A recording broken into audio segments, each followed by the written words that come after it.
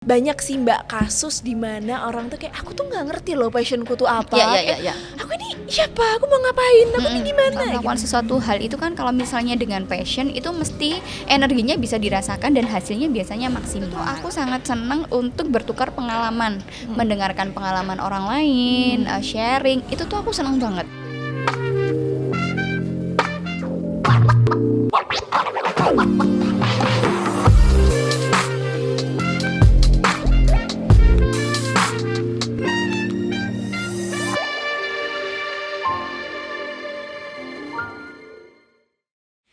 Welcome to Berdialogi Podcast. Waduh, rame banget ya kayaknya nih, bahagia gitu vibes-nya hari ini.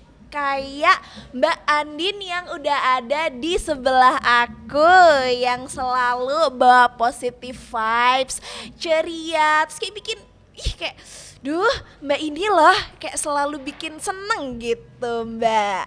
Nah Mbak, rahasianya tuh apa sih selalu fresh terus bikin orang itu kayak seneng aja gitu ngobrol sama Mbak tuh seperti apa? Positif ya. Sebenarnya kalau dari berusaha sih dari dulu gitu, memang yang pertama nyari circle positif dulu. Terus yang kedua memang karena di tempat kerja yang sekarang udah masuk ke budaya perusahaan gitu. Jadi memang salah satunya harus grateful, terus harus selalu positive think juga gitu. Kalau aku pribadi sih karena selama ini merasa bahwa pada waktu kita berada di tempat yang semuanya memiliki positive vibes, satu frekuensi istilahnya kayak gitu, itu bisa punya energi positif juga yang luar biasa dan itu bisa dirasain orang lain kayak gitu. Nah terus bagi aku karena merasa bahwa kalau kita banyak hal yang dipikir negatifnya gitu ya, itu kayak banyak dampak negatif juga gitu loh. Jadi memang lebih milih ya kalau bisa mikir positif kenapa enggak, itu yang pertama sih. Terus yang kedua biar nggak menendam kali ya, jadi kayak kalau kita mikirnya berusaha untuk positif gitu, jadi nggak banyak apa sih istilahnya, kalau zaman dulu kita selalu suka jangan suuzon gitu ya. Iya benar. Jadi ya udah, jadi enteng aja mikirnya ke orang, nangkepnya enak, terus mau berkolaborasi sama siapapun juga enak, terus mau ngobrol sama orang ya udah nangkepnya positif duluan aja gitu. Jadi ya mungkin tuh yang pada akhirnya ke bawah kali ya gitu. Karena bagiku kalau misalnya udah banyak teka-teki dalam pikiran kita gitu kan, sebenarnya itu kita main sama pikiran kita sendiri gitu loh. Jadi mau jatuhnya tuh positif atau negatif itu pilihan gitu. Gitu. Jadi ya maunya sih memang bring positive vibes. Jadi aku sempet ini Mbak, salah satu budaya kerja, betul ya Mbak? Oh ya, aku belum kenalin tuh kan sampai lupa. Jadi Mbak Andin ini dikenal atau populernya nih sebagai momskinya Ngalup gitu ya Mbak Andin ya? Bener ya? Betul. Ngalup. Terus tapi ntar kita bahas nanti aja deh Ngalup tuh kayak gimana nih Mbak. Karena kita mau balik lagi ke masalah positive vibes tadi ya Mbak Din ya. Kan kalau kita ketemu orang itu harus biar enak aja gitu ngobrolnya, terus biar semuanya tuh berjalan lancar lah seperti itu Mbak. Termasuk dalam hal pekerjaan juga begitu ya Mbak Nin ya. Nah terus kira-kira nih ngefek gak sih Mbak apa yang lagi dikerjakan sekarang sama output vibes bagus atau good mood dari Mbak Anin itu ngefek gak sih Mbak? Jadi sebenarnya kalau bicara tentang good mood gitu, kalau misalnya dalam pekerjaan kita, kenapa kita harus punya negative thinking? Kalau misalnya semua hal bisa didukung sama data dan fakta, betul. divalidasi gitu kan. Jadi kalau misalnya kerja bareng-bareng sama tim kan kita ada evaluasi, yang pasti kan diawali dari planning dulu. Kalau udah di planning, delegasi dengan baik, kerja timnya baik, positive thinkingnya memang udah kebentuk, harusnya kan memang semua hal bisa jalannya baik gitu ya. Nah tinggal kalau misalnya ada yang miss di sebelah mana, ya udah mainnya tinggal dievaluasi. Evaluasinya pasti kan berdasarkan data, berdasarkan fakta, divalidasi dulu, valid enggak. Kalaupun misalnya ada sesuatu yang salah, ya udah fokus aja di solusinya tanpa kita harus salahmu kan ya, salahmu. Makanya sudah tak bilangi loh kemarin itu, kamu nggak nurut sih, kayak gitu-gitu tuh kan kayak ngabisin waktu satu. Yang kedua blaming itu kan kalau kita misalnya kita lagi di sepatu yang kita ngerasa salah gitu, kan ya nggak enak toh kalau kita disalahin gitu. Bener sih, Tapi bener. kalau kita udah ngebalik itu sebagai satu hal, ya udah kita fokusnya di solusi aja. Oke, aku salah, aku akan aku akan perbaiki gitu ya. Solusinya seperti apa? Sampai sejauh mana kita harus cari mitigasi resiko atas kesalahan yang terjadi. Ya sebenarnya tinggal kayak gitu aja. Jadi nggak perlu yang ya gara-gara dia tuh loh sebenarnya, ya kan aku sudah bilangin itu kayak ya udah fokus solusi aja. Fokus solusi, cari apa ya Mbak, meskipun seburuk-buruknya keadaan tuh at least cari secercah harapan atau sinar gitu nggak sih Mbak? Iya. Soalnya kalau misalnya di dalam satu tim ada yang suka mikir negatif gitu, pernah nggak sih nemuin dalam satu perusahaan tuh banyak yang rata-rata orangnya tuh pengen aja bolos gitu, pengen aja nggak masuk gitu. Bener. Nah kebetulan kalau di tempat kami karena memang udah ada satu budaya untuk grateful sama positive think, jadi hampir jarang banget tuh ada karyawan yang nggak masuk.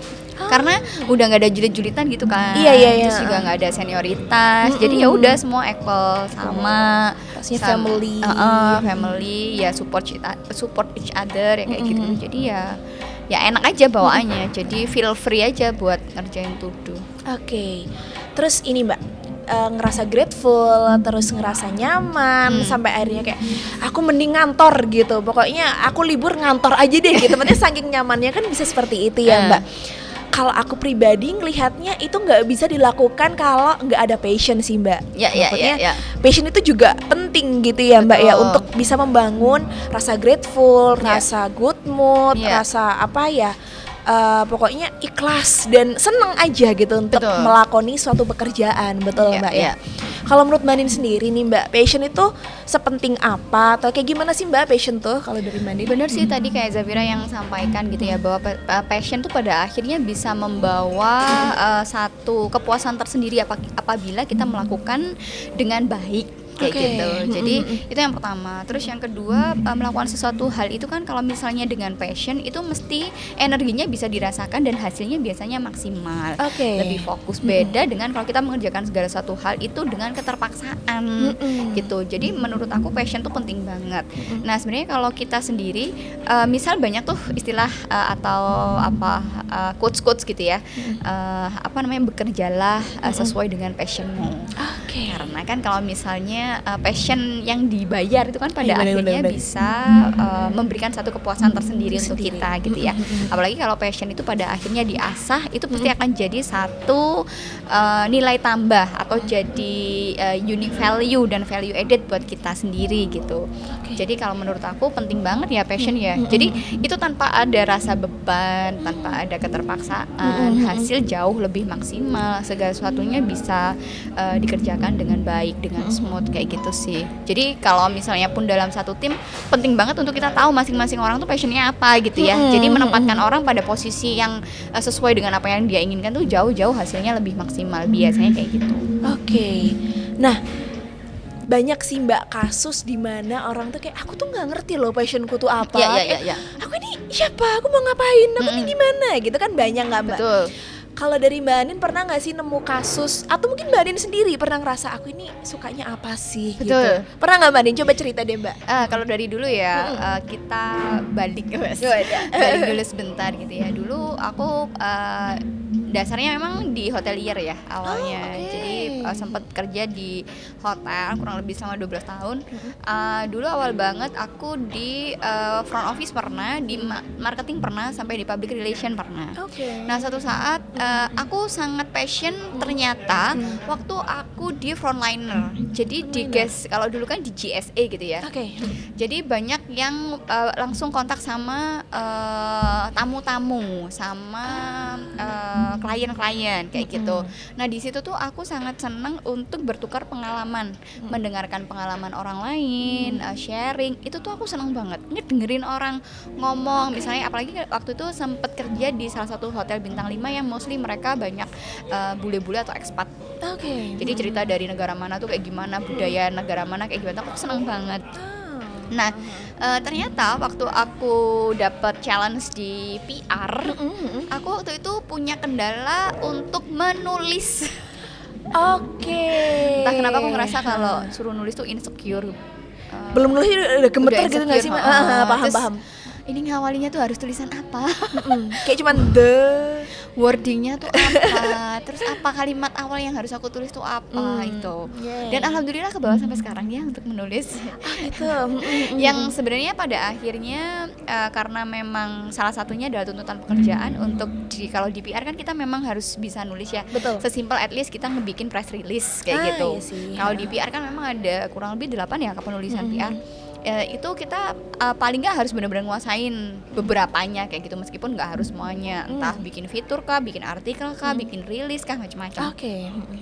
Yang kayak gitu-gitu, yang akhirnya ya mau nggak mau memang harus belajar, jadi ditantang untuk belajar. Tapi kalau dibilang Mbak Din passion nggak? Aku nggak passion. Tapi mau nggak mau gitu ya, mau. Jadi memang ada hal-hal yang seperti itu. Jadi bisa dibilang kadang suatu hal yang berhubungan dengan passion itu pada akhirnya dipelajari kemudian suka gitu.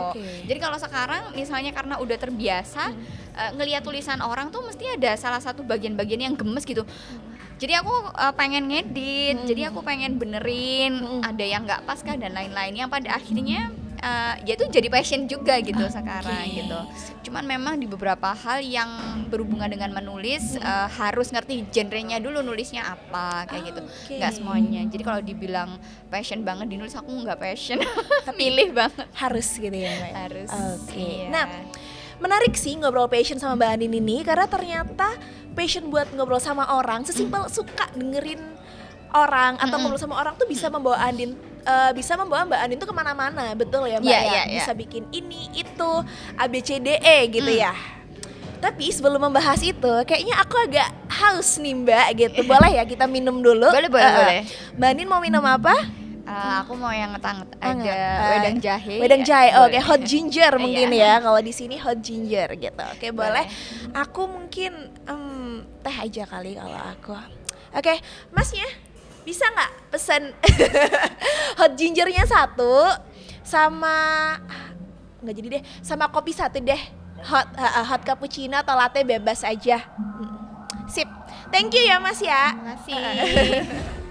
Jadi tuh intermezzo dikit ya Mbak. Ini tuh aku kenapa sih pilih Mbak Andin gitu. Pertama karena spesial loh, ini tuh berdialogi podcast episode pertama. Jadi baru pertama kali setelah bingung-bingungnya nih berbulan-bulan podcast mau diapain, terus mau ngundang siapa, itu aduh brainstormingnya sampai pusing Mbak. Terus akhirnya tapi ya gitu ya, the power of kepepet gitu. Ayo cepet bikin. Oh iya, langsung tak ide tuh langsung muncul gitu Mbak. Jadi langsung Mbak Andin aja deh gitu. Karena sebenarnya si Momski Ngalup nih Mbak Andin sama dialogi itu ada hubungan kan Mbak, betul begitu.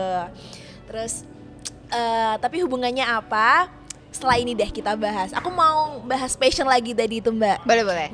Jadi mengerjakan sesuatu dengan passion, akhirnya menemukan passionnya Mbak Andin gitu ya. Tuh suka ngobrol, suka apa. Itu di umur berapa Mbak ketemunya kayak gitu? Umur 22-an. 22-an. 23-an. Dan itu bukan hal yang bisa langsung ketemu, bener nggak Mbak? Iya bener. Jadi memang kalau dulu zaman SMA tuh labil banget nggak sih? Iya bener banget. Masih kayak impulsif, suka ngikutin itu, masih belum punya prinsip ya kan ya. Jadi kayak masih ya ngikut-ngikut dulu aja ya. Sekarang teman-teman lagi ngapain apa, paling kayak gitu. Belum yang benar-benar saklek punya pendirian pengen apa, ngapain kayak gitu. Passionku apa gitu. Kalau dulu banget aku sempet yang benar-benar banyak hal tuh aku coba, mulai main skateboard iya, inline skate iya, band-bandan iya, macam-macam lah ya, terus hunting foto iya, pokoknya semua aku cobain gitu. Terus ya intinya ngerasa bahwa kalau misalnya zaman muda tuh lebih baik nyoba lah ya. Betul. At least zaman muda tuh ada yang diceritain gitu nggak sih? Yes. Gitu, sampai akhirnya waktu di dunia kerja, sebenarnya kerja awal tuh nggak nyambung juga sih sama kuliahnya di sistem informasi manajemen. Masuknya ke hotel.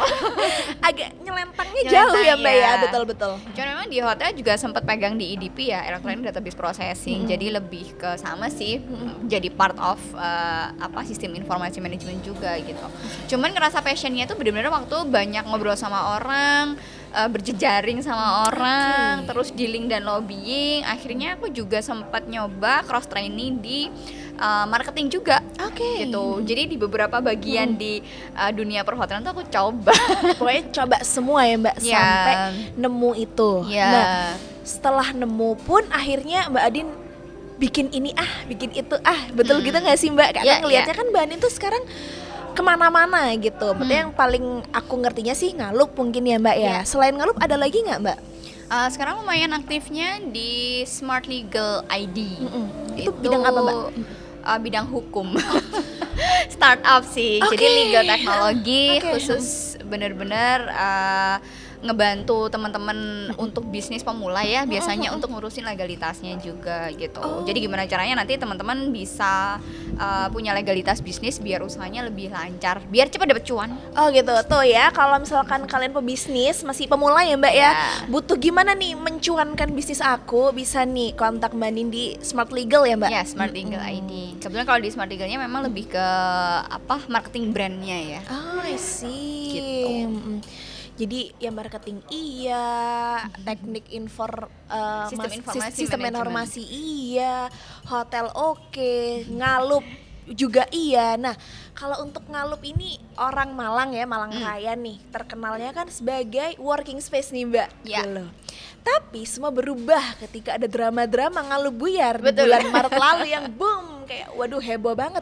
Ngalup Buyar kayak gitu ya Mbak ya. Ternyata gimmick doang. Tapi keren banget sih Mbak, aku itu kayak maksudnya aku buyar kenapa kayak gitu. Ternyata Ngalup Buyar itu buka anyar tuh kan. Tapi itu sukses bikin orang-orang tercengang seperti itu. Nah setelah buka anyar ini Mbak, sebelumnya kalau cuman working space, nah kayaknya sekarang itu udah berkembang bukan working space lagi, betul ya Mbak? Betul. Terus apa dong Mbak sekarang Ngalup itu? Ngapain sih Ngalup tuh Mbak? Coba cerita Mbak Anin. Jadi memang sebenarnya kita mengadakan transformasi kali ya. Kalau dulu memang lebih ke ruang kerja bersama, jadi lebih ke working space, lebih ke space.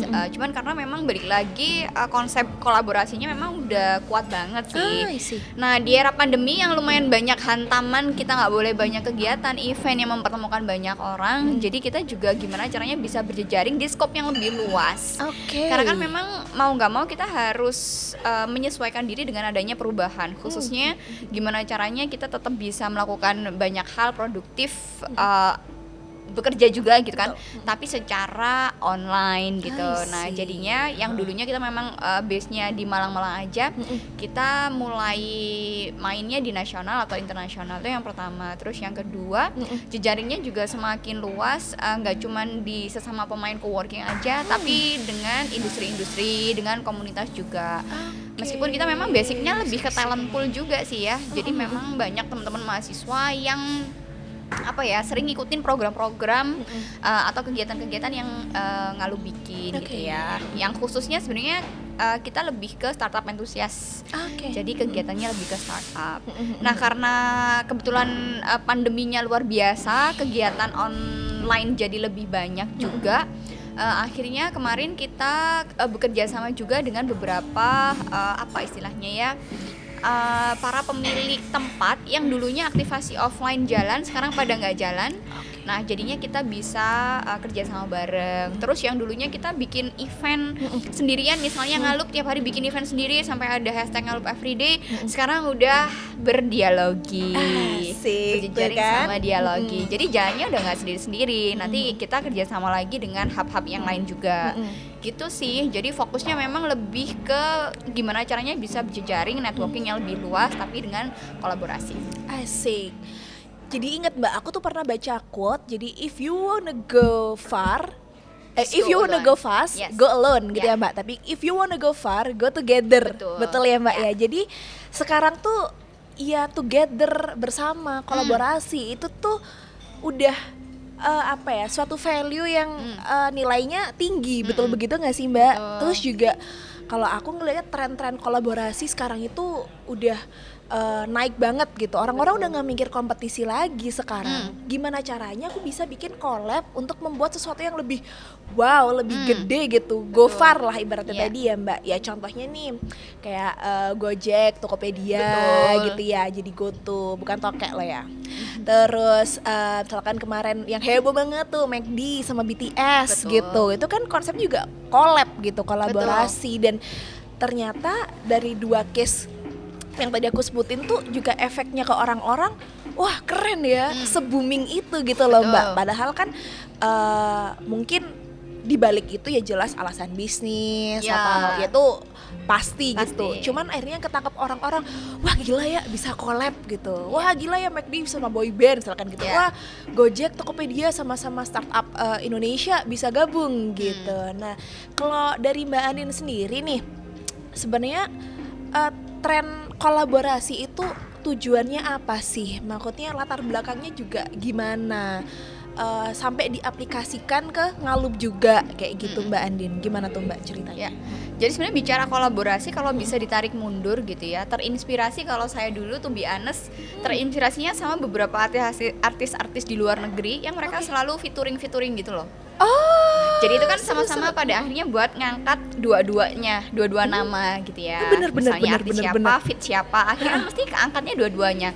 Dan hasil kolaborasinya itu mesti selalu luar biasa gitu loh, nggak pernah main-main gitu kan ya. Iya, bener-bener itu awalnya sih sering-sering lihat kayak gitu. Jadi ngerasa mikirnya bahwa jadi nggak maksudnya kalau bicara tentang bisnis di kolaborasi, keuntungannya tuh banyak gitu. Satu yang pastinya kalau kita bicara bisnis, bicara cost, menekan cost, biaya promosinya bisa dikerjain berdua, misalnya kayak gitu. Terus produksinya itu nanti bisa macam-macam. Terus yang selanjutnya pasti kalau kita berbicara tentang konsep kolaborasi itu kan melibatkan kedua belah pihak yang pasti punya goals tertentu ya. Punya value tertentu, punya pesan yang ingin disampaikan kepada masyarakat. Misal contoh kayak GoTo gitu ya, kan itu konsepnya mereka juga dari gotong royong, yang itu Indonesia banget, yang itu dikerjainnya bareng-bareng, selesainya bareng-bareng, hasilnya juga luar biasa. Itu kan wisdomnya keangkat banget gitu loh, itu wisdom banget sih, itu bener-bener Indonesia banget, itu luar biasa. Terus kalau misalnya bicara tentang kemarin BTS meal gitu betul. Udah BTS, aduh siapa sih yang nggak tahu gitu kan ya. betul. Terus mungkin di tengah lesunya orang-orang mengkonsumsi sampai kita semua tahu beberapa makanan cepat saji itu benar-benar yang bikin gimmick-gimmick banyak. Ini yang benar-benar super meledak banget gitu ya, dengan beberapa atribut aja yang ada di menu-menu gitu kan. Di packagingnya itu udah luar biasa. Jadi memang kalau konsep kolaborasi sendiri selain sama-sama memiliki value yang ingin dibawa, pesan yang ingin dibawa kepada masyarakat, kemudian tujuannya apa yang ingin disampaikan, kemudian yang pasti kalau di bisnis ya efisien, efektif, hasilnya jauh lebih luar biasa gitu ya. Karena kalau kolaborasi itu kan yang awalnya kita sendirian dikerjain bareng-bareng gitu ya. Benar sih, benar. Satu pihak terkenal, satunya biasa, satunya bisa keangkat. Apalagi kalau dua-duanya keren-keren gitu iya, kan. Betul. Terus kan kalau misalnya contoh nih kayak kita ngobrol kayak kemarin nih kita diskusi, ayo yuk sama Dialogi kita collapse aja gitu. Orang nangkapnya gimana nih, Dialogi co-working space, Ngalup co-working space, bukannya kalian rival ya gitu ya. Nah itu kayak ngapain gitu, bisa.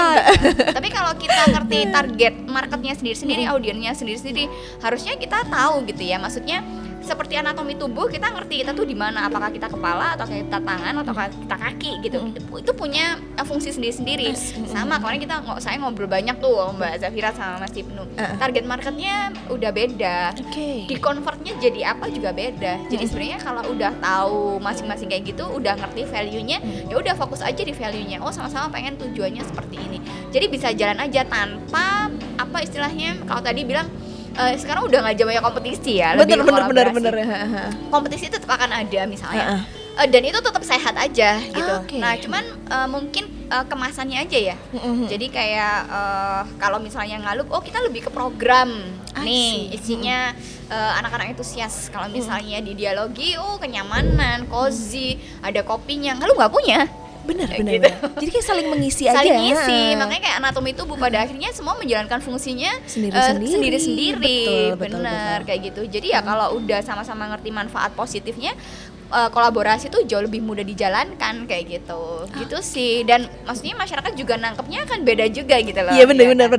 Gitu sih. Dan itu banyak juga kok sekarang diterapkan di banyak perusahaan-perusahaan besar kayak gitu. Karena balik lagi kalau kita bicara kolaborasi, image itu mesti akan kebawa gitu ya. Kredibilitasnya, integritas perusahaannya. Bener.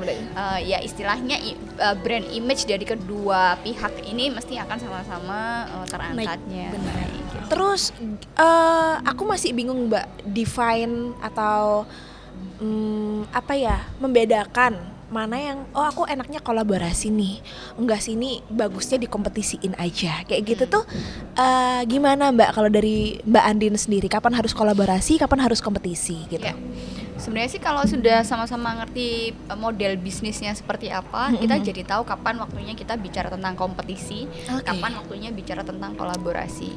Pada waktu berbicara tentang kolaborasi itu biasanya ya kan, karena kita masing-masing memiliki kekurangan dan kelemahan masing-masing. Punya keunggulan, punya kebermanfaatan gitu. Apabila saya tidak memiliki sesuatu apa di pihak lain yang dia punya dan kita bisa saling mengisi seperti tadi yang udah disampaikan, disitulah letak kapan kita harus berkolaborasi. Kayak gitu. Jadi kalau bicara tentang biasanya kolaborasi itu selalu banyak berhubungan dengan kebermanfaatan ya. Jadi manfaat apa yang akan dirasakan oleh banyak orang. Betul. Terus juga manfaat apa juga yang akan dirasakan oleh kedua belah pihak, hal-hal yang seperti itu. Terus karena memang jauh bisa dibilang kalau di era pandemi sekarang ini memang kolaborasi itu bisa kalau di dunia bisnis menekan kos kali ya. Menekan kos dengan kita bisa sama-sama kolaborasi lebih efisien. Itu jadi memang kita bicaranya lebih ke kolaborasi gitu sih. Tapi kalau misalnya berbicara tentang kompetisi biasanya memang lebih ke daya saing ya. Jadi kita punya kekuatan apa tuh di situ gitu. Misalnya betul. Kekuatan misalnya sama-sama punya keunggulan yang sama, tapi kita punya pembeda apa. Nah, mungkin kompetisinya di situ. Nah, pada waktu berbicara kompetisi memang kita nggak melulu tentang harga aja ya kan, tapi tentang apa sih kekuatan yang masing-masing pihak miliki gitu ya. Misalnya contohnya kayak misalnya Dialogi nih, dia jauh menang di tempat nih dibanding Ngalup, ya nggak apa-apa kompetisi. Kalau misalnya Ngalup juga punya tempat, tapi Ngalup ini lebih ke private office, di sini nggak ada private-nya. Ya jadi sebenarnya hal-hal yang kayak gitu aja sih mungkin kompetisinya di situ aja. Dari sisi working space-nya aja mungkin kayak gitu. Tapi dari segi event kita bisa sama-sama kolaborasi gitu. Betul sih. Misalnya kalau di Dialogi ada event rame-rame, convert to membernya bisa jadi pelanggan. Nah kalau dari Ngalup jadi apa nih gitu? Ngalup nggak punya kopi-kopian gitu kan ya. Ngalup bisa di-convert jadi data yang untuk kegiatan-kegiatan misalnya program-program nasional kayak program startup nasional, kompetisi startup dan macam-macam. Hal-hal yang seperti itu. Jadi sebenarnya kalau udah sama-sama tahu udah bisa kok ngebedain kapan kita harus compete, kapan kita harus kolaborasi. I see. Aku langsung gitu Mbak, kayak tercerahkan gitu Mbak ya, bahwa kalau kolaborasi itu kita saling mengisi. Iya, gitu. Selain saling mengisi sebenarnya kan kita bisa reach out banyak audiens dari banyak pihak gitu ya. Contoh misalnya Dialogi udah punya audiens sendiri, Ngalup juga punya audiens sendiri. Pada waktu kita kolaborasi, kita bisa loh audiens kamu ngikut event di tempatku, audiensnya Ngalup bisa ngikut. Kita benar-benar sama-sama tahu gitu. Kalau misalnya mau ngopi audiensnya Ngalup di sini ya nggak apa-apa, nggak ada masalah gitu. Atau misalnya ternyata audiensnya Dialogi misalnya mau butuh private office, mau ikut event-event di Ngalup, nggak ada masalah. Jadi sebenarnya jatuhnya ke value utamanya tadi gitu. Kalau udah fokusnya di sana, jatuhnya memang lebih ke manfaat ya. I see. Nah tapi Mbak, setiap hal itu kan pasti ada buruk baiknya nih Mbak gitu. Tadi kita ngobrol kolaborasi itu membawa banyak manfaat, bisa reach lebih banyak market mungkin, networking, pokoknya yang bagus-bagus deh gitu. Tapi sejauh Mbak Andin into collaboration gitu ya, pernah nggak Mbak nemu jeleknya deh dari kolaborasi itu apa? Pernah ya Mbak? Ternyata. Apa Mbak itu Mbak? Pernah, karena kan kolaborasi itu di beberapa hal kita juga belum mengenal budaya dari masing-masing pihak. Betul. Jadi yang pasti biasanya ada culture shock tuh di situ, ya kan? Kebiasaannya kayak kita biasanya kayak gimana nih gitu, kebiasaannya pihak satunya kayak gimana. Sesimpel misalnya kita kerjasama yang melibatkan kolaborator misal Kalau di tempatku aku terbiasa misalnya sounding beberapa hal tuh dengan sangat menghargai kolaboratorku, mulai dari logonya, mulai dari gimana kita mentionnya, mulai dari kita maintain tuh every single detail kebutuhan dan lain-lainnya. Yang satu kolaboratornya dia nggak terbiasa kayak gitu, ya pokoknya kita jalan-jalan aja gitu, nggak ada maintenance, nggak ada diskusi, nggak harus kerjanya terstruktur.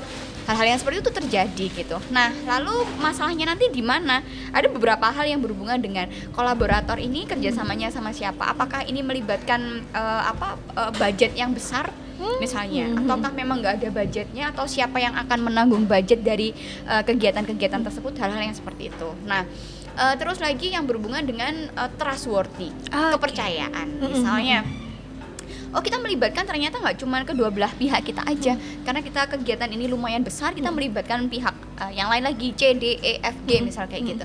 Nah, ini nih yang ngurusin siapa? Apakah kamu ataukah saya misalnya? Ataukah kita kedua-duanya?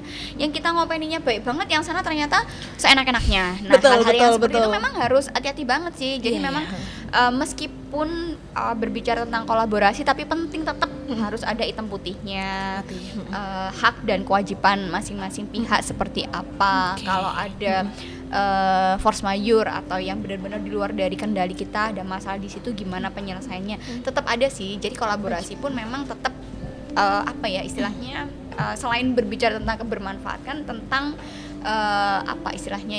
keamanan, kenyamanan, kelancaran dari kolaborasi tersebut untuk kedua belah pihak. Jadi memang kolaborasi menyenangkan gitu, tapi ya nggak menutup kemungkinan juga ada hal-hal di luar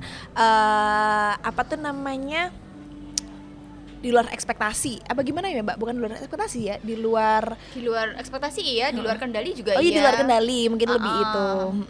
Nah, berarti kalau gitu bisa disimpulkan kira-kira nih, Mbak, sebelum kita berinisiatif untuk berkolaborasi begitu ya, poin-poin apa aja, Mbak, yang harus dipersiapkan gitu? Maksudnya kayak mental juga bisa sih kayak gitu ya. Betul. Yang pastinya memiliki goals yang sama. Goals yang sama. Berbicara apakah kolaborasi ini pure untuk misalnya brand image aja? Contoh ya. Iya, bisa. Ataukah kolaborasi ini benar-benar untuk cari cuan, gitu kan? Misalnya. Ataukah kolaborasi ini benar-benar ini part of CSR aja, ataukah kayak gimana gitu. Apakah ini memang deliver value aja? Harus benar-benar dipikirkan. Goalsnya sama. Nah, terus goalsnya sama, sefrekuensi gitu. Jadi kalau misalnya sefrekuensi, kurang lebihnya udah ngerti nih, kebiasaannya kayak kita gimana, jalannya kita ya similar lah ya, mirip-mirip lah ya, misalnya kayak gitu. Target market juga mungkin ya similar aja lah ya. Terus circle-nya juga nggak jauh-jauh lah ya, misalnya kayak gitu. Jadi effortnya nggak terlalu yang gede banget, misalnya kayak gitu. Paling nggak ya kayak gitu. Terus harus bagus di komunikasi.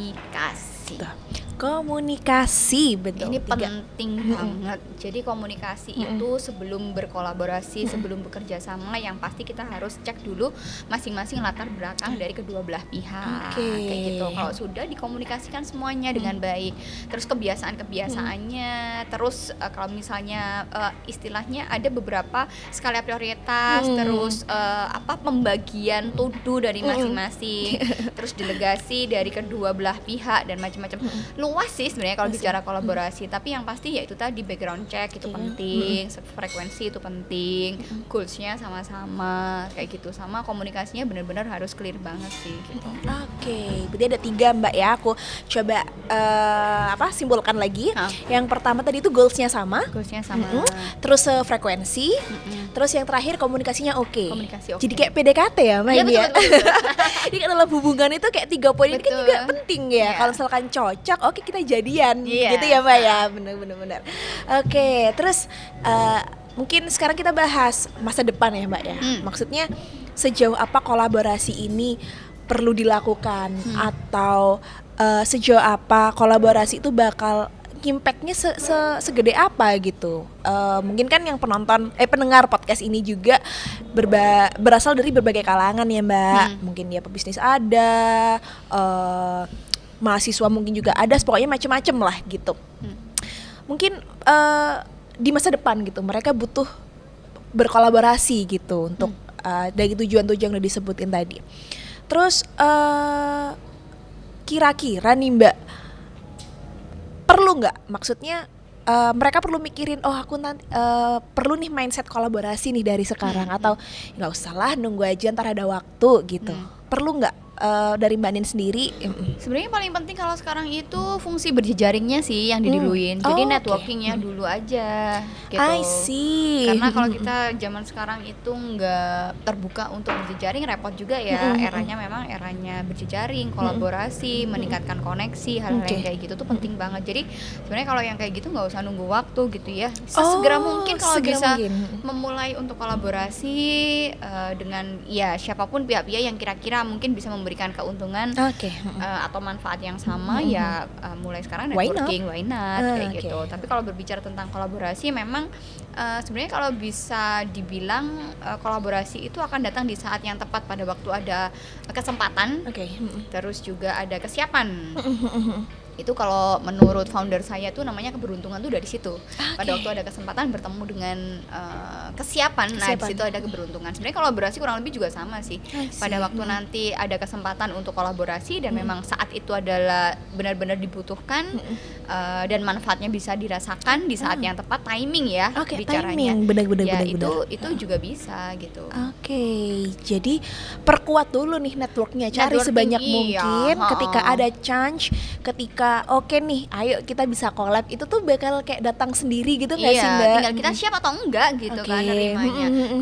Kalau biasanya kan misalnya nggak akan terjadi kolaborasi kalau kedua belah pihak nggak ada kesempatan dan nggak ada kesiapan juga kan? Bener sih, bener. Jadi saling mempersiapkan diri dulu. Iya, soalnya mesti keduanya punya bargain power sendiri-sendiri kan, gitu. Jadi ya tinggal nimbang aja, sama-sama dapat keuntungannya segimana. Menarik. Bener sih, bener. Karena ya gimana sekarang kan jejaring gitu ya Mbak, ya harus seluas mungkin gitu. Entah itu ntar mau dibuat kolaborasi atau didiemin aja sebagai networking aja gitu. Ya sudah gitu tuh, kita nggak ngerti apa yang bakal ada di masa depan gitu. Yang penting sih kita udah mempersiapkan diri. Betul ya Mbak. Di planning dulu aja. Mungkin tentang kolaborasinya Mbak Nin ada 1 atau 2 cerita yang pengen disampaikan yang mungkin belum aku tanyain nih Mbak, karena aku kayak apalagi ya nih ya gitu kolaborasi. Jadi sebenarnya kalau bicara tentang kolaborasi itu jadi salah satu part spirit of Ngalup ya. Jadi kalau kita tuh istilahnya dari awal, mungkin kalau tadi sempat ditanyain mau ngawalin kolaborasi itu kayak gimana sih gitu. Nah kalau kami sendiri memang di Ngalup awalnya memang collect the people, bring crowd aja dulu gitu. Orang sebanyak-banyaknya, ada aktivitas di situ. Magnetnya tuh biasanya dalam bentuk event itu tadi kan. Ada event, terus mereka nanti yang awalnya pada nggak ketemu, pada belum pernah kenal gitu, diwajibkan untuk saling kenalan. Jadi yang awalnya datang sendiri pulang bawa gandengan tuh biasa. Harapannya gandengannya nanti bisa terjadilah kolaborasi di situ. Nah di tengah-tengahnya ada collect. Jadi ngumpulin orang, kemudian mengkonekkan orang. Jadi gimana caranya kita konekin mereka? Kalau udah terkoneksi, baru mereka sebenarnya gampang banget untuk kolaborasi.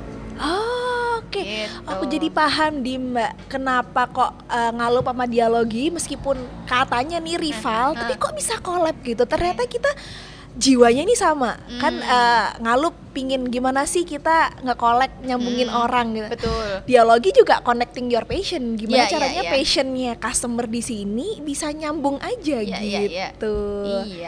Di situ ya Mbak. Jadi ternyata emang ada connectnya di situ. Kalau kita ya udah Ngalup jalan sendiri, Dialogi jalan sendiri, mempersiapkan diri sendiri dulu. Terus jalan bareng, kok ketemu, kok sama, jodoh, ya udah collab gitu ya Mbak. Siap-siap. Ini menarik sekali sih Mbak. Jadi dari perbincangan kita yang cukup nggak singkat tapi padat dan jelas tentang dari passion ya Mbak ya, passion gimana akhirnya bisa membawa ke kolaborasi ya, seperti itu, bahwa kolaborasi itu penting gitu, satu kata penting gitu ya. Maksudnya di era sekarang tuh nggak usah lah fokusmu ke kompetisi gitu, fokus aja berkolaborasi. Tapi juga nggak menutup kemungkinan kompetisi itu juga perlu, asal positif gitu ya Mbak ya, karena nggak semua hal bisa dikolabkan dan nggak semua hal juga bisa dikompetisikan. Gitu ya Mbak ya. Ada lagi nggak Mbak untuk menutup podcast kita pada pagi hari ini? Mungkin Mbak Din ada satu quotes atau apa gitu? Ya, berbicara tentang kompetisi sama kolaborasi, sebenarnya kompetisi itu juga penting sih, karena itu adalah salah satu penyemangat kita gitu ya. Kalau kita sudah ngerti kan di lapak sebelah kompetisinya seperti sekian, kekuatannya seperti ini, kan kita juga tahu nih, oh kita sedang di masa seperti ini dan kita harus menambah apa kayak gitu. Makanya itu menjadi satu trigger gitu ya untuk kita selalu menambah apa istilahnya ya, kekuatan kita untuk memperbaiki diri kita, banyak hal itu dari sisi kompetisi. Kalau dari sisi kolaborasi sih memang terbukalah dengan kolaborasi karena banyak sekali manfaatnya gitu, dan saling menghargailah dari masing-masing pihak yang berkolaborasi karena tujuannya adalah sama-sama untuk manfaat di masyarakat, paling itu sih. Berkolaborasi untuk bermanfaat bagi masyarakat. Oke, itu closing line untuk podcast episode pertama. Terima kasih banyak ya Mbak Andin sudah meluangkan waktu untuk menjadi guestnya Berdialogi Podcast gitu. Ini sharingnya udah kayak aduh langsung celing gitu loh Mbak. Gimana ya bahasanya tuh gimana ya, terbuka gitu bahwa ya kolaborasi itu penting gitu. Jadi buat kalian pendengar, penonton podcast ini, ketika ada kesempatan untuk berkolaborasi langsung mulai. Kalau kata slogannya Ngalup, start something. Betul. Start something gitu. Oke, kita pamit undur diri dulu. Oke, sampai jumpa di Berdialogi Podcast yang kedua. Dadah.